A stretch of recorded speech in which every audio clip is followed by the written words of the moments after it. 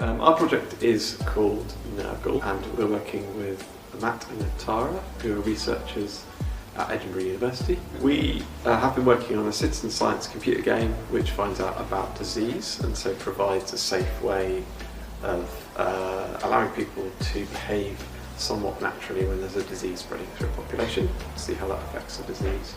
We've been doing some workshops with visually impaired people to work out how we can make our citizen science game work for them.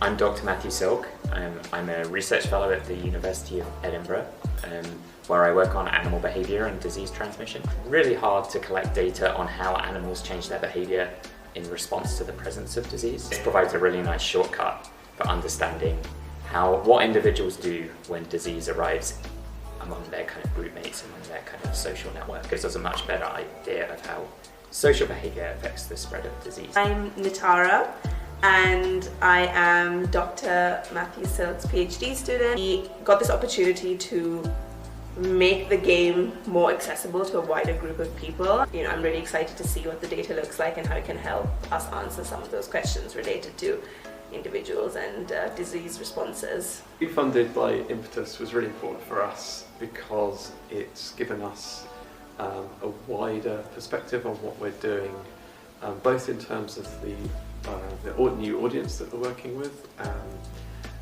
the visually impaired people, but also through the Impetus project, a sort of European perspective on what we're doing.